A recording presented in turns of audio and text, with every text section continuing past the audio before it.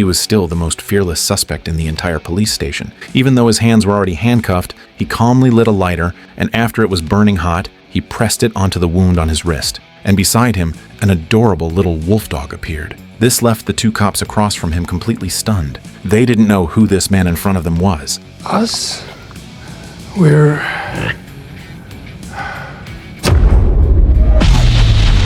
This man named Hutch left home every day before the sun was up and still wasn't home by dinner time, leaving both kids at home for his wife to take care of. It was fine for the first day or two, but Becca, who couldn't see her husband at bedtime or mealtime every day, started to get impatient. And Hutch, leaving early and returning late every day, wasn't working a proper job like everyone else, but was executing various secret missions that required violence and killing to resolve. Due to the long-term lack of emotional communication with his family, he didn't know why his son Brady's forehead was injured, or what new friends his daughter Sammy had made, and his children began to slowly grow distant from him. Even with family, if you don't communicate for a long time, you can become strangers. Becca, who had been holding it in for a long time, wanted to have a good talk with Hutch.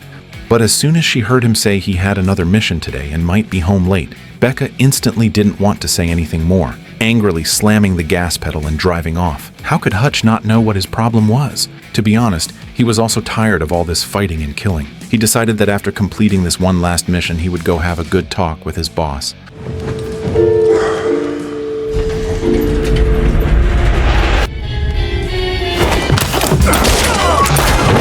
Where's the car? Hutch fought one against three in the elevator. After an intense brawl, he finally beat everyone down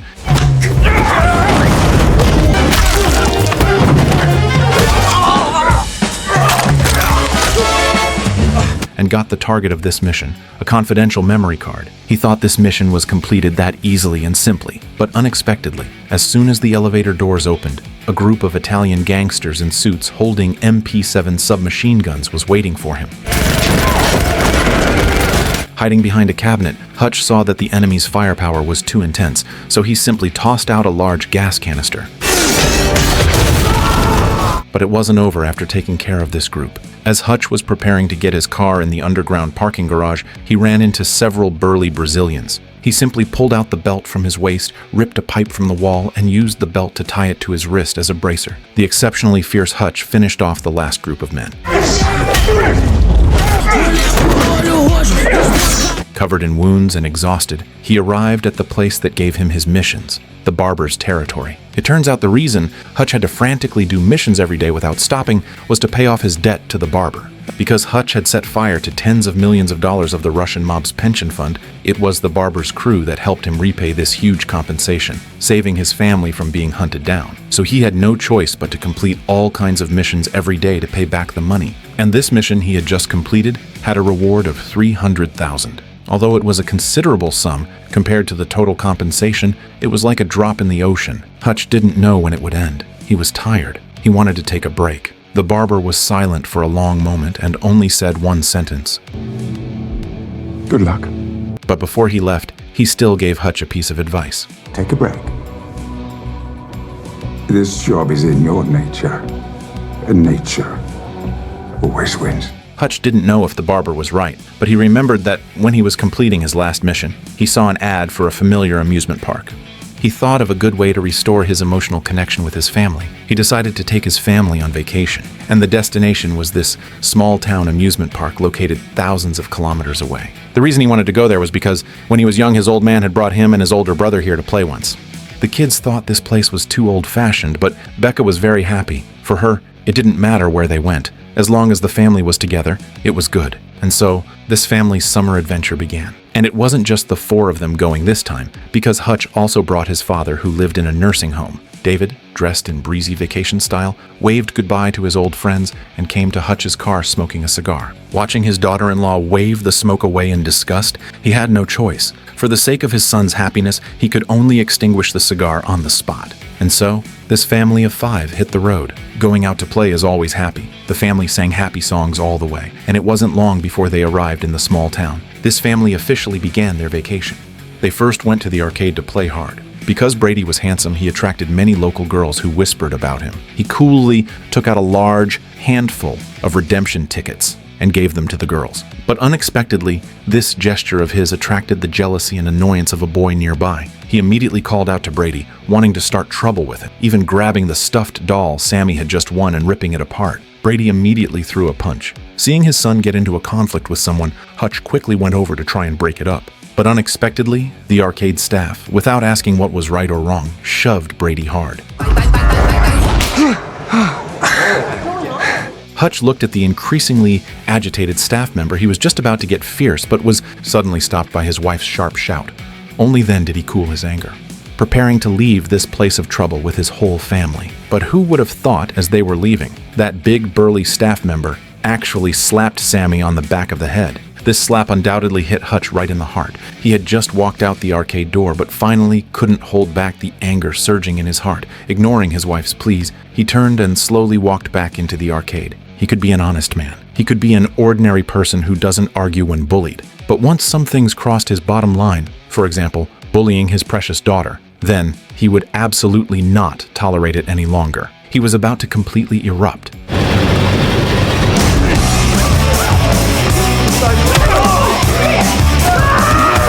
As a former CIA secret agent, he took down the two staff members in just a few moves. He slammed the local tough guy who was yelling at him onto an arcade machine, pounding his head hard like he was playing whack-a-mole. And he certainly wouldn't let go of the staff member who laid a hand on his daughter. He was going to pay him back hard.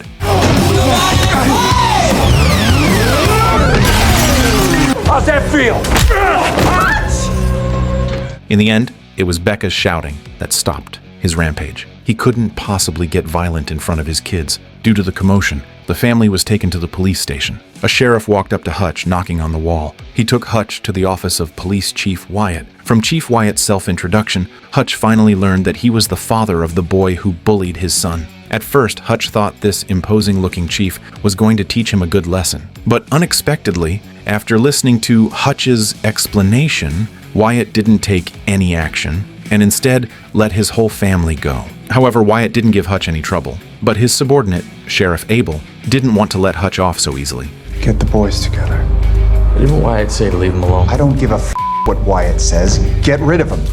After returning to the hotel room, Hutch faced his wife's complaints again. Their son loves to fight so much now, precisely because Hutch is influencing Brady all the time. Seeing his wife get angrier and angrier, Hutch quickly told her to open his bag. Confused, Becca took out a bottle of red wine from the bag. She recognized this wine. It was the wine the two of them drank when they were first dating. That taste carried the happiest times for the two of them. This time, Becca's anger completely disappeared. She didn't expect that Hutch actually still remembered this brand. She hugged Hutch. This man did have his thoughtful moments. After a night of emotional connection, the next day Becca was glowing and in great spirits. And it was only then that the kids discovered their mom was actually such a good shot, hitting the bullseye with every shot. The whole family had a fantastic and happy time that day.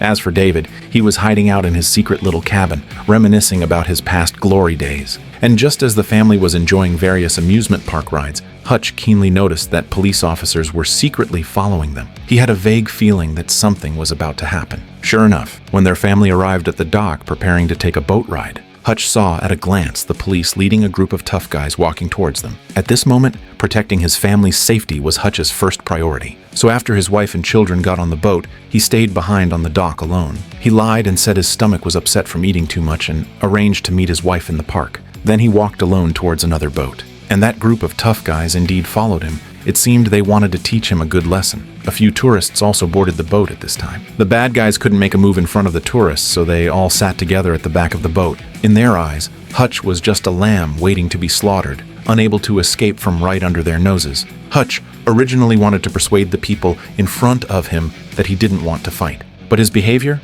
in the eyes of these tough guys, looked like begging for mercy, making them look down on him even more. Immediately after, the other side suddenly started to attack.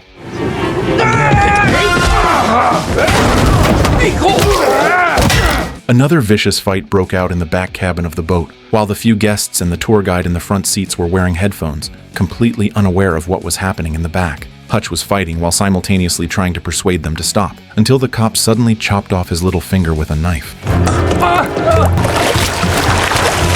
Immediately after, Hutch was punched hard off the boat, falling into the river. The few bad guys thought they had finished Hutch, and while they were complaining to each other about how this guy was so hard to kill, unexpectedly Hutch grabbed the boat railing from the river and climbed back up. This time, he had no intention of being polite to them anymore, and he was going to take this group out with ruthless force.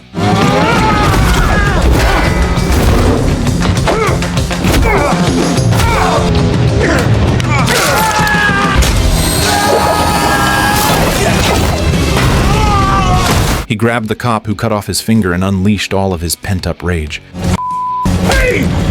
He took out quite a few people this time. The other side would definitely not let this go. But he also found it strange. Why were the police in this small town acting like gang members? Wanting to know the answer, he called the barber to ask. From the barber's explanation, Hutch learned that the police in this small town were already controlled by the mob, and it had become a transit point for contraband, biological viruses, and black money. And the one controlling the town from behind the scenes was a female mob boss named Lindina. This woman was sinister and cunning, emotionally unstable, extremely violent and bloodthirsty. She would take someone's life at the slightest disagreement. She could tell at a glance that a few punks were cheating in her casino. Ruthless as she was, she didn't just kill the few people who cheated, she killed every single customer in the entire casino that day to vent her anger. So the barber warned Hutch for his family's sake. He had better de-escalate the situation and not provoke this crazy woman. Hutch frowned upon hearing this. It seemed he had to do it after all. He had a whole family with him on someone else's turf. But in reality,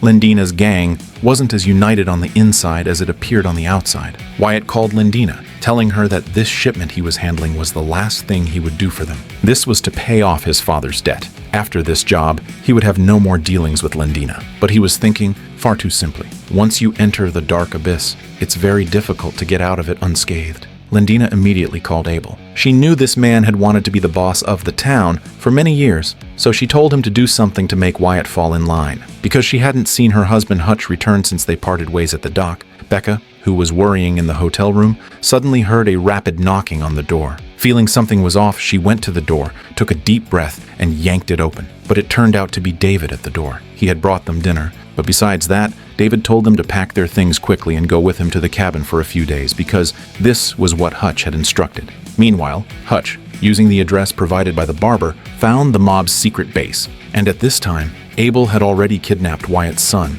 Max. Just as Abel was giving instructions to a few of his underlings, he didn't know that Hutch had already silently come up behind them. When he finally saw Hutch, he discovered the man was pouring gasoline on the black money. Seeing Hutch take out a lit lighter, Abel didn't dare make another move. After all, this was Lindina's money, and Hutch didn't actually want to burn the money. He was here to make peace. He was here on vacation, not looking for trouble. Abel scoffed when he heard Hutch say this. He wasn't going to let Hutch off so easily. Just as he was about to say a few more tough words, Hutch moved the burning lighter closer to that pile of cash. Abel finally backed down. He agreed to a truce and told Hutch to get out of there quickly. Hutch, seeing his goal was achieved, turned and left. But at that moment, a noise suddenly came from the van next to him, and Max abruptly jumped out of the vehicle. Hutch saw this scene, but he still left the warehouse. After all, his negotiation had been successful. He didn't need to meddle in so many things. He got into his car and sped away, but the next second he suddenly reversed and drove back. In the end, his conscience couldn't get over this hurdle. He couldn't just leave a child he had seen to die, and so, all kinds of sounds came from within the warehouse. Despite the enemy's large numbers, taking on 10 at once was his specialty.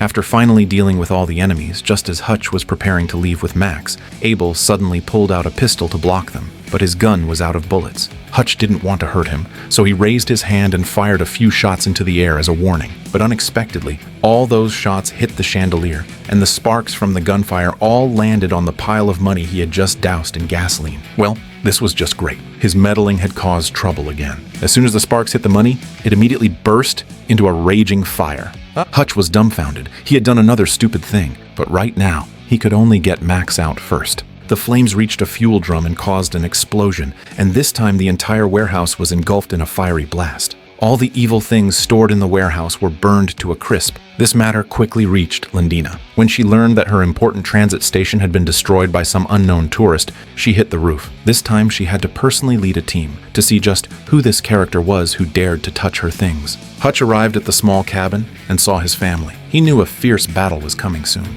But before that, he first had to face his wife's anger. This was supposed to be a happy family outing, but it was ruined by Hutch, who had caused this whole huge mess again. This husband of hers always seemed to attract all kinds of big trouble for no reason. Hutch suggested that his wife should probably leave him. Perhaps this was the only solution that was good for both of them. You don't tell me what to do. You are a lot of things. But most of all, you're a dad. And you're my guy. So go fix that shit. He didn't expect his wife to say that. It didn't sound like she was scolding him, but rather more like she was encouraging him. Hutch found Wyatt, who at this moment was anxiously waiting for his son's call. He was furious just seeing Hutch. This man was like a jinx. As soon as he arrived, all kinds of bad things started happening. After listening to everything Hutch had to say, Wyatt finally realized it was Landina pulling the strings. The two men, both fathers, stood together at this moment. In order to protect their families, Wyatt decided to join Hutch and fight back against the approaching army of gangsters. He took Hutch to a secret room. This was his family's private armory, storing a large number of old-fashioned weapons. Hutch picked up a Thompson submachine gun. It looked like he was in for another vicious fight. As for their battlefield, the amusement park was the best location. Wyatt cleared out all the tourists and closed the gates. It turned out the amusement park was also his family business. Wyatt thought he had cleared out all the tourists, but unexpectedly, one person was sitting leisurely on a bench. He didn't know this person, but Hutch did. It turned out his good old brother had also come. And not only his brother, their father had shown up as well. Now the three of them were reunited, ready to raise hell all over again. The four of them began to heavily modify the amusement park, installing all kinds of traps in various places, while also placing deadly weapons in unexpected locations. Hutch saw a doghouse in the corner with a small wolf dog locked inside, so he undid the wolf dog's restraints and set it free. After a long day of work, the father and three sons finally had some free time to gather and chat. They reminisced about the good old memories. David remarked with emotion that the two sons he raised were both badasses and had far surpassed him. As a father, he was very proud. The enemy would be here soon. Hutch took out a small handgun and gave it to his big brother to use, but Harry complained that the gun was too small and refused to use it. David, looking out from the Ferris wheel, saw a convoy of vehicles heading their way, and sure enough, Landina was sitting in the car. Her assistant had found the small cabin next to the amusement park on the map. So the ruthless Landina decided to split her forces. She didn't want to leave a single survivor. It was already nighttime when the main mob force arrived. The one leading the charge was Abel. He blamed the outsider Hutch for this whole mess. Abel still wanted to persuade Hutch and the others to surrender obediently. Maybe he could plead for their lives. But unexpectedly, Hutch and Wyatt both agreed immediately. Abel didn't expect the two to answer so decisively. But just as he was walking back, Landina, who was already annoyed with him, gave the order to take him out too. Seeing the enemies charge into the amusement park, Wyatt triggered the first mechanism with a heavy strike. A landmine detonated loudly, giving their uninvited guests a fiery welcome. What an asshole he is. Hutch lured a small team of enemies to the pirate ship area, and he took the opportunity to press the mechanism button. The pirate ship slammed down heavily, sending this small team of enemies flying. Immediately after, Hutch took out the Thompson submachine gun and unleashed a barrage on the enemies on the main path. Seeing he was out of bullets, he simply ran into the game room nearby. Another team of enemies chased in after him. They were all holding Heckler & Koch HK 416 rifles, equipped with aim-point red dot sights, suppressors, and laser designators, truly well equipped. But the game room was full of funhouse mirrors. Hutch's reflection was everywhere. No matter where they shot, it was fake. But the real Hutch had somehow gotten behind them.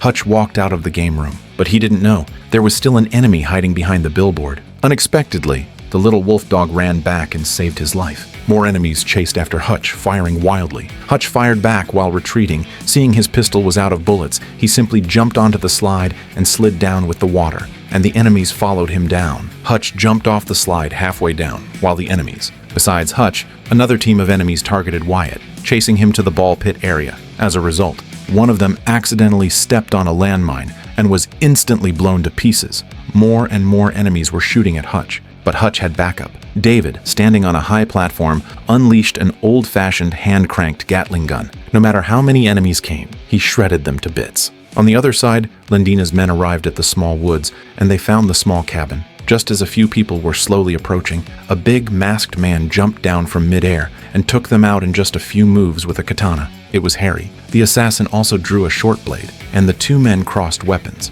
At first, the assassin had the upper hand. Seeing he was about to win, the assassin let his guard down and started to gloat. But how could he know? Harry was just looking for someone to practice his moves with. Seeing he had played enough, he no longer wasted time. His sharp katana sliced the assassin man and weapon in two. The crisis at the cabin was resolved. Hutch, in the amusement park, just as he was about to go upstairs to check on his old man, heard a whistling sound by his ear. He turned his head and saw Landina standing aside, waiting for him. He finally saw the big boss behind the scenes. Although Landina's troops had all been wiped out, she still had two highly skilled female bodyguards by her side. And so, another round of close combat began. Hutch, fighting 1 against 2, was clearly struggling, being beaten back steadily by the two women, especially since they were holding tactical batons, striking him repeatedly, beating Hutch to the ground, unable to resist. He was dragged in front of Landina. The arrogant Landina traced a small knife back and forth across Hutch's body. In her eyes, Hutch was already a dead man, just depended on when her mood decided he should die. Landina finished playing and ordered her subordinate to finish the man.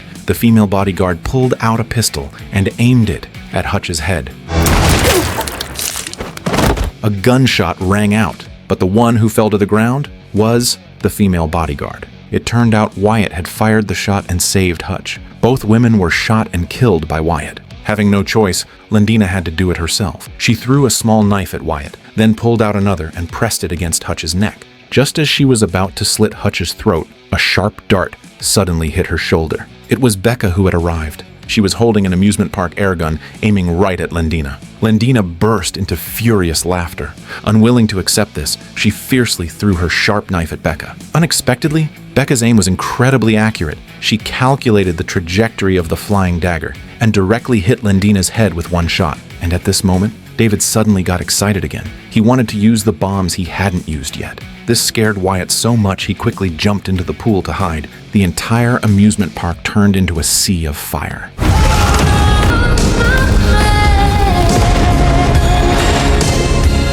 Seeing all of this, Harry did not seem surprised at all. After all, this had always been a classic tradition of their family. Next, Hutch and the little wolf dog were taken to the police station, and his wife, of course. This time, it left the two cops across from them even more baffled. But just then, the male detective suddenly received a phone call. The mysterious big shot on the phone ordered them to release them immediately. And so, the Hutch family's happy vacation came to an eventful end. The whole family was very happy, and the bond between them was even stronger. Hutch was also very satisfied. It seemed his plan for this vacation was the right one. He was already eagerly looking forward to the next family trip. With each day comes a new